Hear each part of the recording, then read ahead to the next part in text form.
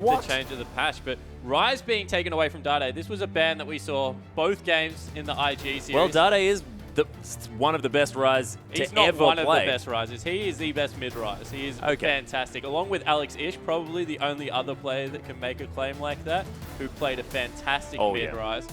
Dade really is signature for his tier champions back when the likes of Jace, the likes of Rise, these ramp-up late-game carries, used to love to play them. So now it's back in vogue. I don't think he's going to see it. No, well, definitely not this game. We'll see whether it gets through in the next one. Sejuani is going to be the follow-up ban. Very blue-themed here for Snake, but she is so strong on this current patch. And M3, they don't want to see Ella's Janna, and I like that ban away. And Crystal, the focus of the Kalista, of course, escaped the ban list in one of the games yesterday, and that still didn't go so well. Yeah, certainly didn't. But Xerath no Urgot is up. Azir is up. So this feels like we've gone back in time a month, Atlas, but if they want to take the Xerath, you can nearly guarantee Dade will take the Azir into the counter pick. He's shown that he's willing to do it. The Urgot ban is the interesting one, respecting the lane bully potential coming out there. Also the fact that Urgot in a 1v1 lane just performs better than most AD carry, really is that bully. And we see that Grungle has probably been picked up, that Gragas jungle. Beast played it yesterday. I think it's remarkably strong on the patch with the percentage health damage coming through from the W. Being lifted on the creeps, clears pretty well, has good sustain, and just becomes an absolute nuisance. You cannot peel him off. Yeah, and we'll see whether that's going to be paired up once again with that Shyvana in the top lane. We'll see what Flandre wants to bring up there. Of course, has been mixing up his champion pool. His probably the player on the side of Snake that takes care of any champion pool issue ever. That guy just plays everything. But Nautilus has actually got through here. Might be in the jungle. We've been seeing it a lot in that support position, often paired up with the Urgot, but of course banned away this time. Condi going to lock that one away. He could be jungling it. Lupa could be playing it in the top lane. We could have a jungle Maokai. Who knows what's going to be going on, but we'll see how it shapes out as M3 lock in a few more champions. Snake now looking to follow up, and the Morgana, the classic flex pick there for multiple roles, is going to be locked away for Barker. And Beast, this is definitely a game where you can pick Trundle. Yeah, Trundle, the more tanky teams get, the better Trundle is going to be, and he's been picked up again by Flandre. Won an extremely aggressive build yesterday with that Ravenous Hydra, and it just meant that the tank Rengar in the top lane, which was an interesting pick, if I do say so, with the smite, couldn't do anything. Flandre could just out-duel him at every point of the game. And Flandre was incredibly far behind that game as well. Got almost tripled in CS at the beginning there just because of the lane swap and how that managed to work out. SMLZ might actually be the first Corki to actually be picked up here on the 5.6 patch. Yeah, it certainly looks to be that way, and it's locked in. That is scary. Bizarre. That is very, very bizarre, because Corki, not a whole lot of tank busting ability there, Spawn. No, he certainly doesn't. More known for his burst damage. He's going to have to deal with a Trundle and a Gragas at all points of the game in his face, and that's not something you really want to do. In the 2v2 does have some synergy with Nautilus. Of course, if Nautilus is able to land any of his CC, I think he has about 19 moves that have CC. Yeah, I think Papa Smithy and I went through it, and it was about 3 million, I think, was the number that we got to at the end. Yeah, his kit is just riddled with CC. So if anything locks down what looks to be changed over to... No, Crystal has to play the Draven. So if he locks down the Draven, there is a lot of damage that can come through, and it's actually the Karthus in the mid lane. So Xerath ignored, Azir ignored. Yeah. Instead, something new, the Karthus being picked up.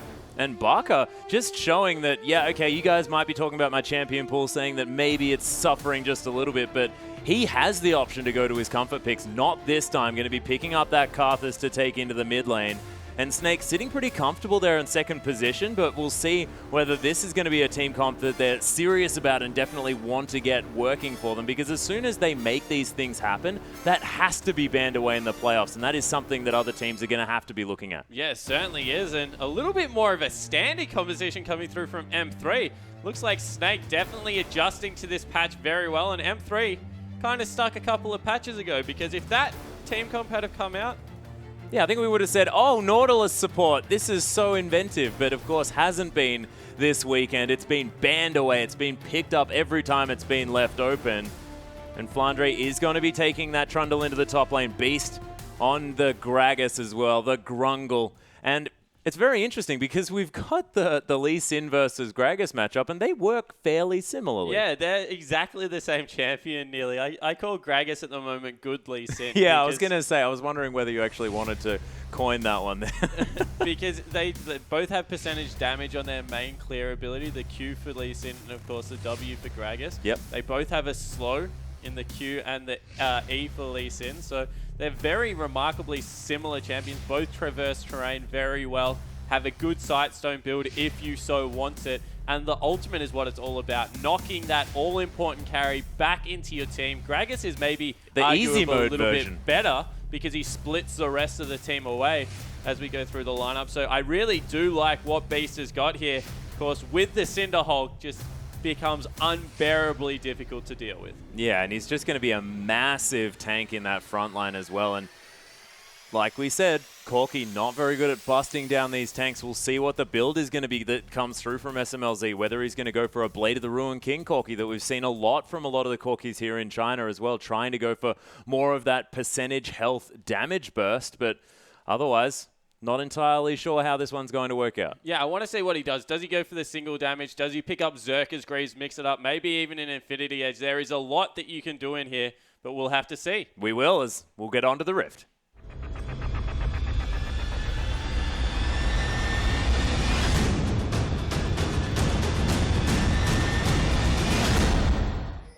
And here we are, ladies and gentlemen, onto the Rift for our first game of the day, the final day of Week 10 here, and already M3, they have spotted out Flandre lurking towards this top side, and it looks like M3, they may have got the lane swap here as well. Minions haven't quite spawned yet. There are still 20 seconds on that one, so Snake, they can answer this if they want. But you can see everyone on M3 moving around. They don't have the wards just yet, but Ella is going to be able to get that lane swapping scouting ward down just in time. Yeah, so we see that a very deep expedition coming through from M3. Ward going to go through between turrets, not poking out so they won't be able to clear it. And looks like the early invade will be successful, but with the lane swap, it'll just be a bit of horizontal jungling, Atlas. Yeah, a little bit of horizontal jungling, but you have to think that that's going to be scary here for Flandre. Of course, Trundle not so great in the lane swap situation. Of course, he's very healthy with that King's Tribute passive, able to give him back some of his health, but not going to be all that able to farm, especially not from range, which Looper is going to have no trouble doing. Yeah, it certainly doesn't look to be that way. So the freeze will come through top if Corki can get up there. Freeze in the bottom lane. No, Corki doesn't get up in time, so no freeze will be had. We see that Draven, he grabbed the wave nice and early, so they're going to have a massive deep freeze, and straight away, Baka just pushing in this mid lane. Yeah, and Barker now probably going to have a bit of a free lane here as well. Sort of is what happens when you have these lane swap situations. Often that jungler is going to be needed to break freezes and just relieve pressure from top lane. So, of course, this mid lane is going to be relatively unhindered, unless we're going to have a similar situation where, you know, the mid laners tend to get a whole lot of friends turning up very early on in the game. But we'll see whether that does come through, as Karthus probably will be needed to be kept down here because he can go off in the late game if allowed to. We saw King demonstrate this yesterday. Yeah, well, the overall late game composition coming out of Snake is just absolutely massive. They have the Trundle, who only gets better as he is able to ramp up with those items and steal some of the resistances on the other team. Not to mention the fact that they've got a Karthus Draven, two fantastic hyper carries that are just going to, as they pick up items, go absolutely berserk, and really too many champions that need to be focused down in these team fights. And Crystal is able just to last hit freely here. Of course, hasn't done quite so well as far as picking up all of the creeps is concerned. SMLZ having a great time. Is ahead by 4 CS, yeah, but it means basically nothing. But Crystal's wave's pushing into him, so he hasn't had the chance to CS the creeps yet because more are dying on his side. Ooh, a little bit of a scuffle between Dade and Barker. Nice dancing shoes out of both players. Actually, nothing hitting there. Yeah, it was just Beast, the defile of it. Oh, yeah, he's going to get tagged by that Sonic Wave. Condi just going to make sure that he understands. This is very bad for Beast. He took some damage, and now they're going for a 4-man tower dive on. Or they might have pulled out because the support is there as well. So we'll have to see whether they go for it. That's a lot of experience if they do commit that will be lost. Yeah, the Gromp is going to be taken down again, though. So M3 Having a bit of a monopoly on that side of the Snake jungle here at the same time. Beast sort of relegated to sitting under that top turret for the next little while. He's going to be able to head over and pick up some Raptors for himself. Barker clearing out this mid wave. More than happy here as he's going to take an Arcano Pulse for it. But Dade, he's pretty low as well. Yeah, Dade just trying to keep pushing him in there. Now that he's got some extra points into that queue, going to have a much better time farming. As we see the refreeze. That's very cheeky, but the pillar breaking that. Flandre did this yesterday. Very impressive. Flandre's just such a smart player. You see how well he understands the lane. He uses the pillar to catch all the creeps pushing back in, and it pretty much neutralizes a wave. That's the first time I've ever seen that done, and really is brilliant play coming through. Yeah, making sure that even in this lane swap situation, he's not going to get zoned away from too many of these creeps as Crystal, the wave still very close to his house, but is able to clear that one out now. And Lupa heading into lane, but has to contend with a lot of axes from Crystal. Yeah, and Lupa's down there by himself. There's a couple of members in his side of the jungle just trying to clear out wards right now in Condi as well as Love CD, but not really much support coming down for that Maokai, so needs to be careful. Make sure he doesn't get dove down there because there is a huge wave now stacking up. Yeah, huge wave as well as a Morgana there as well, hanging out to try and help out. And of course, these creeps are going to do a fair bit of damage. If the Twisted Advance is going to come through, as far as like Lupa actually trying to get any follow-up damage on a potential dive, the creeps are just going to turn and melt it. Yeah, exactly right. And that's what they're going to look to do here. So you see they're going back up top lane to try and give another visit into Flandre. They've got this gank here as soon as they want it. Yeah, there is the frozen domain there as well. Oh, brilliant Pillar of Ice as Flandre is forced to use that flash. Dredgeline not going to find him, but he's still going to fall down. First blood goes to SMLZ, and the Corki starts rolling. And I want to point something out there that Love CD did. He threw his dredge line, so even if it didn't hit the champion, it was going to take him to the wall, which meant that he would be in range for that auto attack as Condi goes in for an invade. Yeah, looking to try and get some damage down onto Beast. Of course, the body slam still available. Actually heading in here, forced to flash away from the dredge line. He probably knew that Love City was hanging around. Yeah, he had to know he was there because of the fact that Love City had come in. I'm surprised they're not going for a dive on Flandre here. Not yet level 6. They still had 3 members up there and knew that the jungler had to go back without flash, but they choose not to go for it. Lupa gets nailed by a bind, but he's going to be fine. And just going back to that Nautilus play, all it meant was that as soon as he got the dredge line to the wall, he was going to be in range for the auto attack. And because it's not reliant, it's not like a Blitzcrank where it's the only piece of CC you have for closing the gap and then getting, I guess, anything done in there. Nautilus still has a lot in his kit as long as he can get in range of the champion. Yeah, his auto attack is CC. It's just silly. So he's going to be able to get in range for that Riptide as well. And I haven't actually seen that used exactly that way. So we'll see whether it is going to continue up there in the top lane. But Love City headed back to base, has picked up some items for himself. The turret now under fire. There are some nice dark bindings have come through here from the Snake bottom lane. Lupa has to be a little bit careful. He's going to head back, but has the teleport. And Beast, he's started up the dragon. Yeah, he started up the dragon with the W. Will fly through it. The passive keeps him nice and healthy as well.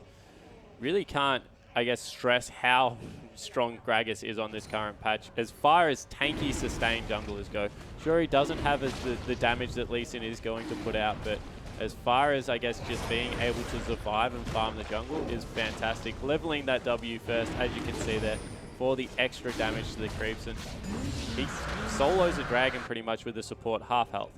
Yep, no worries there at all. Condi on the top side of the map, so they're not going to find that one. Dade. Oh, this is a 3v3. There's members everywhere in this mid lane.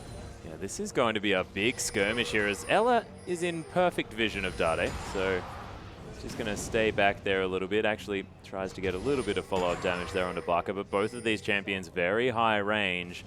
Looks like Snake looking to take away this blue buff though, as Beast does have Smite available, is going to steal it away. And the dodges coming through the fancy footwork, but Lupa flashes into the Twisted Advance here as well. Oh my goodness, the ult to come down the heel from Crystal. Beast dodges all 3 of the bolts beautifully, and Barker now may have found himself in an unfortunate state as there's a resonating strike on top of him, but Dade with absolutely no mana has nothing to give back into this trade, and it's going to be a free steal, but nothing else to really go down here. Yeah, nothing went down apart from a couple of summoner spells coming through. As in the top lane, Corki went extremely low. SMLZ able to get back to the turret for a little bit of a shield. so he won't fall down. But Flandre bullying out in this lane, even after that kill went across.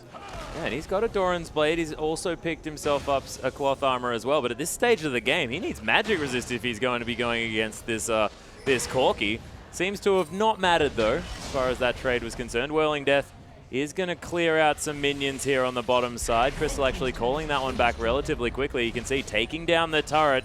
And this is the objective snowball that Snake like to do when they have this Draven. Move him around the map, pick up as much global pressure as they can. And as soon as he manages to pick up a kill, that's when things go ridiculously badly for whoever is taking on Snake, because Crystal just able to use that champion so beautifully when ahead. Yeah, and they pick up the first turret, but more importantly, they have a 30 CS advantage on their AD carry. Crystal just doing so much better in the 2v1 lane, had much more support, and Flandre, he was able to bully, and we're seeing it again. Even though they're swapping Flandre back into the 2v1 lane, he's picked up a pickaxe. Yeah, he's gone for the Ravenous Hydra yet again. So heading back to that one. Cinderhulk has been already completed now from Beast as well. So going for that tanky jungler. We'll see whether we're going to have any more Cinderhulk Lee Sins on the map, which I highly doubt. I definitely hope not, because Warrior just synergizes so well with his kid. Bit of a fight. Yeah, there's the shocking orb to come through from Dade. He is going to get Skirmishes sabred as Barker immediately exhausted in this fight, but Defile still doing some work. Looper picking up the first blood in this one, but Dade falls down to Barker's damage. Condi as Crystal, the Adoration stacks coming down, and that's a double kill now for Barker as well. The collapse from Snake, too powerful in this one. And we see teams do this against Snake a lot, where they fight with their AD in the bottom lane because Snake have rotated Crystal top after the Dragon and turret. And they just always lose the fights as they go in for a dive. Yeah, Love City now in a whole lot of trouble. Look at the burst potential. Barker laying waste to that Nautilus. Yeah, and Beast is just so tanky with the red buff. Good luck getting away from him because he's just got all of the follow-up. See, they're going to pick up 2 outer turrets for it. Let's take a look at that again. So Condi thinks he's caught Alla out here, but some nice dodging come through. And from there, the whole team is collapsing. And there's only 4 members coming through for M3. There's just no way they're going to make it work. A very good kick through Beast, actually, from Condi there. But with Crystal collapsing, with all the damage coming through from Barker, it's just never going to be a one-team fight for M3 without the Corki. You have to give that almost entirely to Ella, though. Dodging out of the way of the Sonic Wave, forcing the Flash Shocking Orb out from Dade, overextending into that fight, and then drawing so much of the aggro, and then everything was on cooldown. M3 couldn't do anything. Yeah, exactly right. So just not picking the fight they wanted. They've got all 3 outer turrets now, and all of a sudden, what was a reasonably close game, 4,000 gold in the advantage of Snake. Yeah, and 3-0-0 on this Karthus as well. Already has that Rod of Ages completed. And in a 2v1 situation, Crystal, with the Berserker's Greaves and the Bloodthirster completed now to SMLZ, who has no Trinity Force yet, is more than happy to go 2v1. Yeah, exactly right, especially with the red buff on. We see that Beast actually looking for a bit of a gank here. He's found them. Yeah, he's just walked straight into the brush there as well. Body Slam lands. There's the slow. Rocking out the Valkyrie there as well. Condi is here as the Dredgeline comes through, but Beast just gets a black shield and wanders out casually. Yeah, exactly right. You saw there how tanky this guy is. With that Cinderhulk, he's got himself some MR as well, probably going towards those Mercury treads. Or maybe a Locket of the Iron Solari to help his team out against some of the magic damage coming through from the Maokai, the Corki, as well as the Xerath. That's actually a lot of poke damage that you have to take into account, so wouldn't be surprised if that was the case. But across the map. Here? That's a top lane split pushing Karthus, and they've got Flandre in the mid lane. Yeah, well, they're just trying to, with the teleport down, Flandre really can't impact the fight if he's in the top lane, whereas Karthus, he can always throw out his ultimate. So yeah, and Barker actually picked up the teleport as well. This is another time that we haven't spoken about the teleport Karthus that Assassin brought out yesterday. Yeah, so just utilizing that. Wow. Oh my goodness, SMLZ in a lot of trouble. A few of the spinning axes not going to proc on him though, so he's going to be taking less damage than he otherwise would, but that is still a massive chunk, and not a lot of follow-up available here as Crystal's just so good at barely dodging these skill shots. As I say, it is going to get caught and destroyed by the depth charge. That's a very bad mistake from Crystal because he had complete control over that lane. Yeah. And just ran head first into a Nautilus who realistically still had flash. So even if he dodged that skill shot, was going to die anyway. As Dade, he might be caught out here as well. Yeah, that's the flash into the Pillar of Ice there as well. Dark Binding's going to land. Dade, the Requiem's there as well. Flandre picks up the kill in the end, and there was nowhere for that guy to go. So 2 mistakes in a row. Dade has no vision over the bottom side of the jungle and no support in his own jungle. Goes for a little bit of a wander down mid lane, gets caught out and killed. Crystal does the exact same thing on the other side, and we see might be a third person because SMLZ, he's extended so far down this lane. Yeah, that's actually the flash into the explosive cast, getting the flash out of the AD carry. You might think, oh, he flashed away from the ultimate, doesn't do anything, but that is a huge cooldown for a very short one. Yeah, it certainly is. Flash was used by Beast, so it was just matching summoner spells, but Flash on jungler versus Flash on AD carry, I know which one I would rather going into a team fight. And it's going to be the second Dragon falling to Snake here, uncontested. Yep, not a whole lot that M3 can do to it, and of course Snake, they have a lot of damage here as well. As soon as that Dragon goes down, actually giving back a lot of health to Flandre at the same time with that King's Tribute. So Beast hanging out there, of course, not actually going to be able to get the health back because Flandre not even there.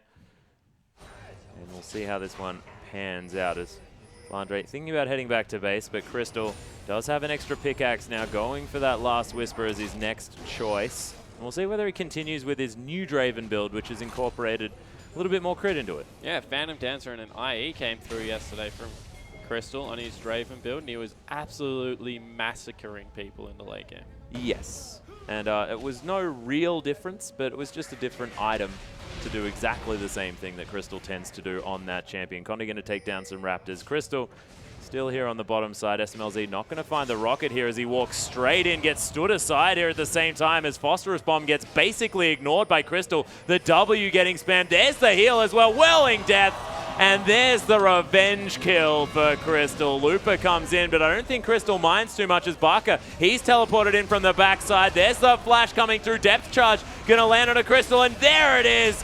All the ultimates come through. Conde ends up picking up the kill as Barker gets exhausted, but low health bars now for M3. Barker, of course, will still be able to do damage once he survives again. Ella nails the Dark Binding. The Ignite's there as well, and Karthus might be dead, but is still able to do a little bit of work as Looper's going to fall down. In the end, a 3 for 3, sorry, as Karthus finally hits the death chamber. Yeah, so 3 for 3 coming through, but all of it going across onto Conde, and this Karthus is just ramping up even further. 4-1 and 2 now, able to pick up another kill.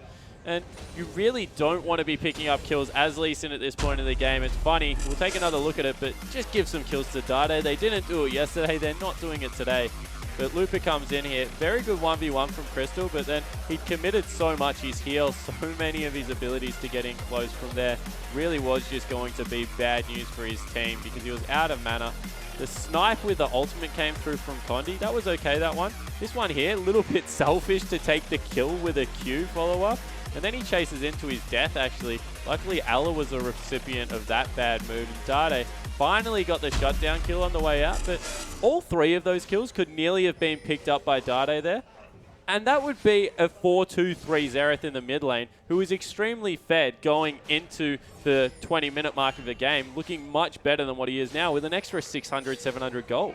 Yeah, and the thing is sort of Draven, you don't want to be dying here at the same time, but he just picked up a kill after, as that team fight was heading through there, so he's not going to be too worried. Does have an extra longsword, so didn't manage to get the full last Whisper, but Snake's still in a very good position despite what looked like an even trade. Yeah, exactly right, and that's what I'm getting at. Even though that was technically an even trade, when you look at the kill distribution, just so much more in Snake's favor, snowballing their already fed carries. And speaking of snowballing, Dade is probably going to want to have a few more of those kills gifted over to him because he's gone back to his old ways and picked up a Magi's. Well, he's just thinking, I'm getting all these assists out of nowhere that I don't want. I need to get something for them, so I may as well turn him into a little bit of AP.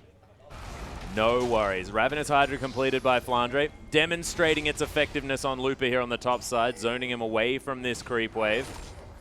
And does have a whole lot more pushing power now as well. Conde paying a visit there to the top side, going to take down some Krugs as Snake looking to put some pressure on in the enemy jungle. And Snake owned the whole map that isn't the turrets of M3. They've just every single blue buff that's come up, I think there's been one nearly stolen away from Dade. Crystal probably critted that for a massive amount of damage. Actually, no crit, just that's how much spinning axes do. Might run some in his actual build. Maybe. A lot of ADs still run 1 crit yellow. 1 crit yellow? I like the 1 crit blue. Do you run it on blue? Yeah. Of course, it doesn't matter. You're only getting about 0.02. That rounds up to 1. Not bad at all.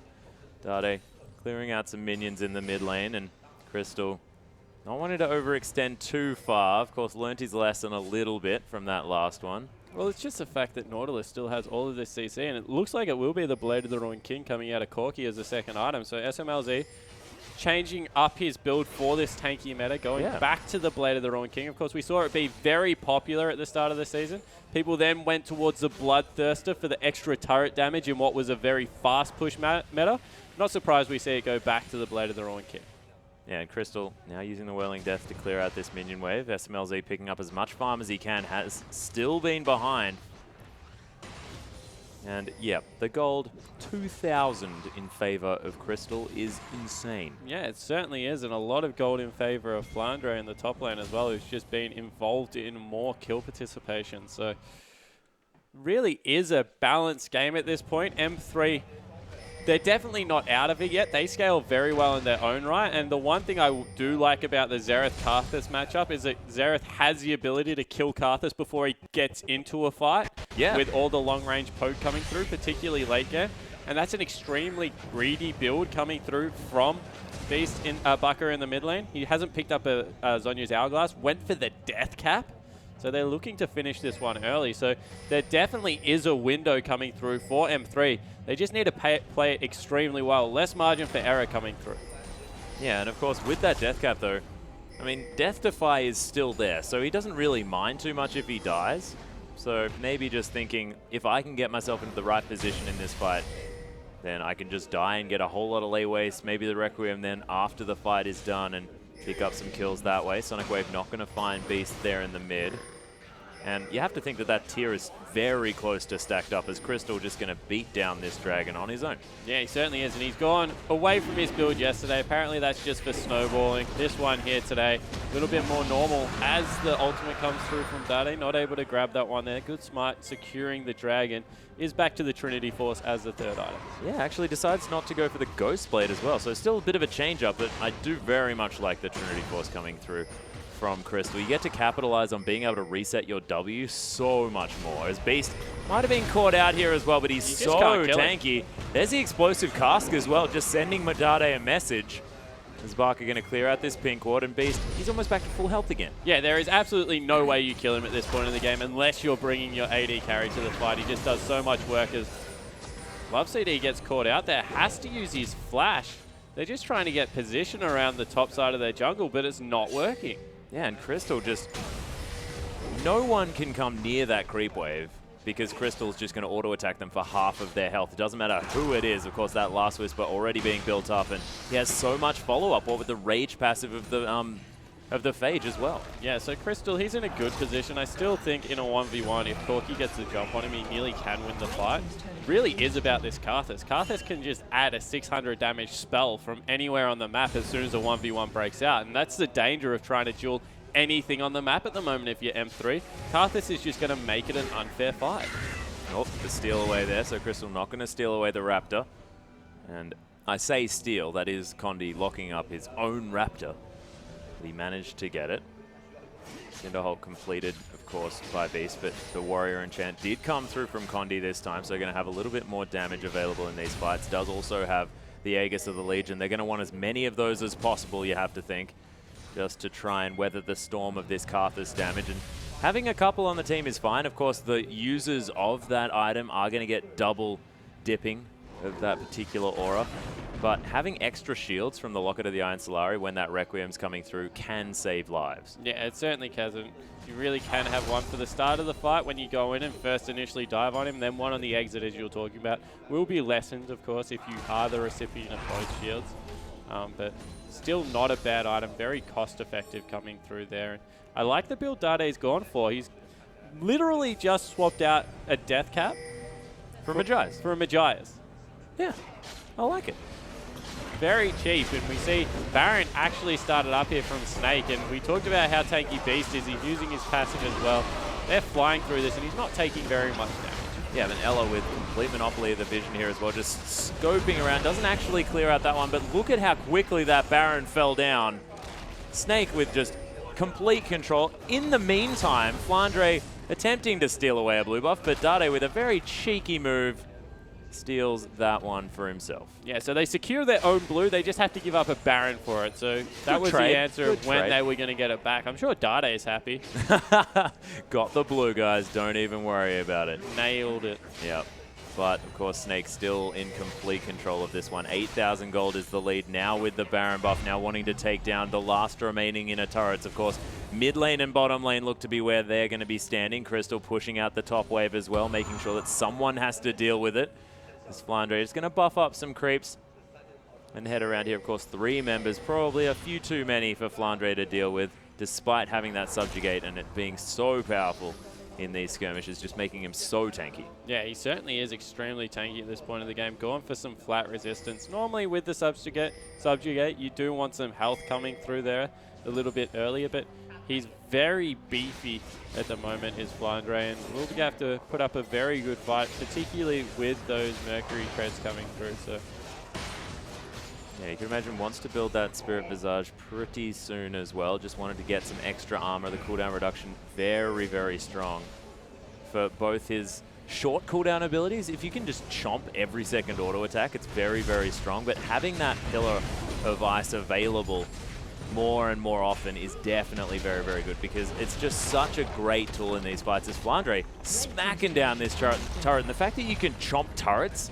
means that you deal with them very quickly. Yeah, it also means that his Dentist bill doesn't look great at the end of each month, but really does come through incredibly quickly. It was funny because when they hit Rengar's ability to do exactly that, use his Q to auto reset and get a lot of work done there, it was kind of like Trundle is the only person left that can do it.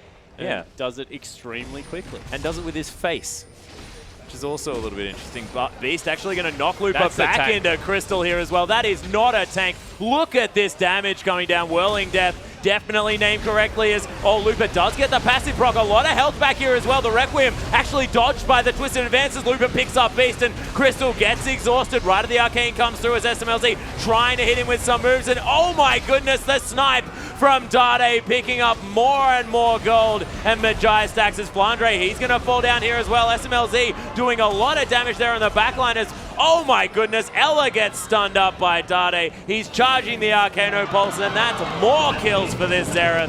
And that Magi is now looking like a brilliant purchase. 4 for 1 in favor of Master3 coming through from that fight. And they jumped on Lupa. Looked like they had him chunked out. All of a sudden, the shield came through from Lee Sin, came through from Love CD, and they just couldn't burst the last bit of his health down. Fantastic collapse coming through, but it was all about that long-range sniper sitting on the bottom side of the fight, taking pot shots at anyone he wanted.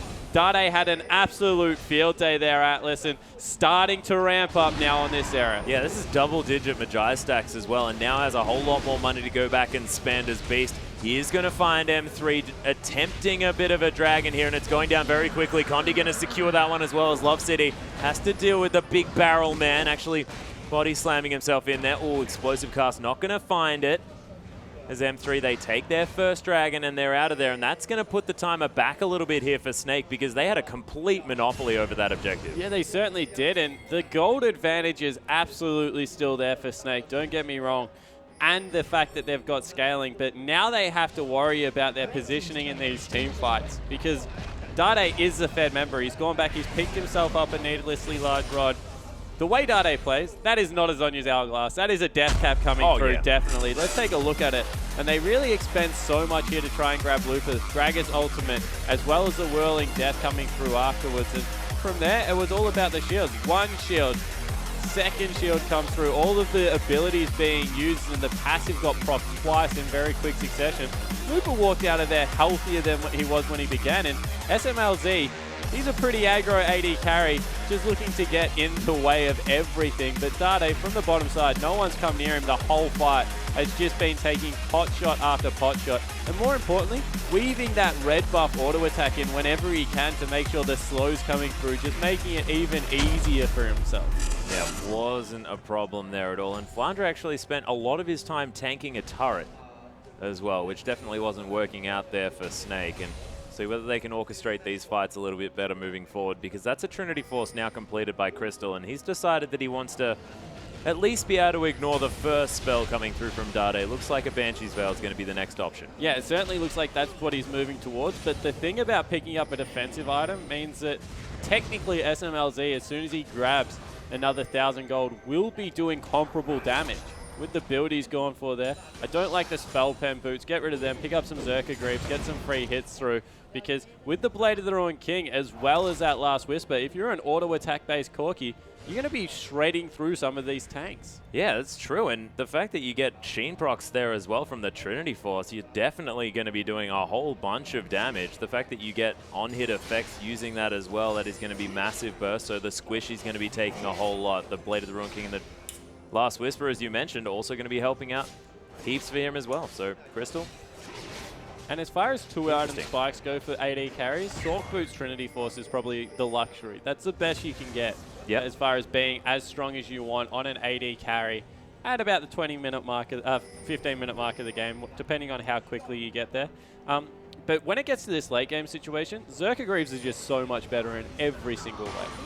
Yeah, because you're relying on auto attack damage to get most of your work done, right? Yeah, exactly right. And it's all about the fact that if they're engaging onto the likes of Looper, if Condi and Love CD can keep you safe, you just get so much more time free hitting. And we saw it in the last team fight. Yep, Flandre, though, now is going to be clearing out as much of the vision as he can. M3 not going to let this Baron go down for free, as Frozen Domain going to be used by Flandre to get himself to safety. Baron up in 10 seconds as Crystal's going to clear out this top wave. And we'll see how this one's going to go, of course. If they can stall this out until they get the Blade of the Ruined King, until they get the Death Cap on Dade, they might have a chance. Still so far behind, 8,000 gold still. Throwing a couple of extra 100 since the last time we looked in, just for some good measure. But and you have to remember as well is that Crystal was sitting on a massive stack of gold in that last team fight, only had the Phage portion of his Trinity Force, now has a Spectre's Cowl and a Trinity Force on top of everything. And Flandre, he finished off 2 items. Yeah, finished off 2 items, now has a Ruby Crystal there as just a bit of a celebratory item on top of it. And if that's going to be a Warmogs as well for this Trundle, he's going to be so big in these fights. Yeah, certainly is. But the Death Cap's been finished up for Dade. So he's looking very good as far as AP goes at this point in the game. Karthus still maybe a little bit ahead, but Dade, he's done a very respectable job throughout this game. 8 of 10 kill participation. Really is trying to put his team on his back. Looper, he's getting a little bit tankier. Still so far behind where he needs to be. 80 CS down. That's just been an absolute nightmare. And I think that Flandre is going to do this to tanks more and more as people, they keep taking tanks into a very good top laner like that, especially an aggressive top laner. He will make them pay for it. Yeah, and what better than Trundle to do so? Zella's going to get smacked on by this Baron that's still mad, Barker. Don't head back in there. That's a bit frightening as Beast is going to throw a barrel over the wall, body slam his way out here at the same time. But a lot of sustain on this Gragas means that he's not too worried. Lots of wards being expelled in this Baron pit. And Baron getting very, very frustrated at this Xerath shooting him in the back of the head every now and again. Yeah, so Dade, he's got the blue buff. He's happy to keep that one up. The problem is they have no one to send against Trundle. Even if they send Maokai down there, because there's no Sunfire or anything picked up, Trundle can just take a couple of pot shots at the turret, walk back out, and then heal up off the next wave because he's got all the lifesteal. He's got his passive as well as the Spirit Visage coming through, so he is absolutely fine. Looper only really has the option of tanking the creep wave just off the turret and hoping he can clear it out in time. Yeah. Crystal. Whoa, Ellie, yeah, taking a massive shot from that Arcano Pulse as Beast is going to body slam his way out. And they have to respect Dade here with 4 items, and that's a lot of Magi stacks as well, sitting on 11 at this stage. And it's a lot of extra AP, not ignorable. And a lot of the times that Dade's picked up this Magi, he hasn't managed to get the stacks for it. This time, he is working out in their favor. And with the extra 30% AP from that as well, with the Death Cap, working quite well. Flandre may be caught out here just a little bit. Death Charge going to be thrown down as there's a Sonic Wave out of nowhere at the same time. Flandre looking to try and turn this one back around as well, as M3 might be a little bit split here. Flandre just tanking up so much damage. Will have to get out of there now because his health bar starting to slow down as Dade might have found himself into this fight. There's in fact the ultimate to come through, but Ella is going to be safe for now. Flandre somehow still alive, managed to get back to base as well, does have the teleport. He's looking to come back around, back into this fight here as well. Lupa's going to engage, but Flandre just launches into the back line. Lupa is trying to tank up, but Crystal takes him down. Barker so incredibly low, needs to get in position of this one. Oh my goodness, the hook not going to be there. The kill under Dade, the Requiem here as well, as SMLZ running for the hills. That is the biggest trundle I have ever seen, and the triple kill comes through now for Crystal. And when he gets hold of a team fight, he never lets go. Yeah, he certainly doesn't, but that team fight was all about one trundle pillar that nailed Dade as well as SMLZ against the wall, and they could go absolutely nowhere. Flandre with the home guard teleport, we've talked about it all season, is the best teleporting top lane in the league, and probably picks up the win for his team just off that. Beautiful play coming through, and Flandre really defending his lackluster performance, you might say, yesterday on Trundle, and managing to really come through with a huge one here. And that Trundle, he was tanking up 4 people for so long before getting out, teleporting back in, and he soaked up so many cooldowns. There wasn't a whole lot that M3 could do about it, but still looked like, especially towards the mid-game, M3 had some abilities to get into this one, but Snake just controlling the map so much more. 3 dragons uncontested at the same time, and there's Barker. He's not looking too psyched about it, but you just got to win, buddy. You're feeling good. Yeah, you must be feeling good. People not feeling good? Lupa and Condi did absolutely nothing that game. No. Really were lackluster performances, especially from Lupa in that top lane. Flandre absolutely smashed him at every point of the game. Yeah, and this is the thing. When you're picking the likes of Maokai and Lee Sin, who honestly, they just don't quite fit into 5.6 as much as they did in the previous patches. Yeah, I think Maokai still has a position as a sole tank. We saw that one team fight where they looked like they spun it around. He was extremely tanky, but Lee Sin, I definitely agree. Just not the playmaking. You kick someone back in your team, who are you going to kick? You've got no one to kick into your team. No. You certainly don't want to kick a Carthus in there, and I'm just thinking about it. Maybe Crystal, that he's going to get black shielded. It's a struggle, ladies and gentlemen, but we still have another matchup here for Snake and M3. We'll see whether M3 can manage to get a point on the border, whether Snake is going to pick up another 3, trying to get towards that top spot that EDG have pretty much on lockdown.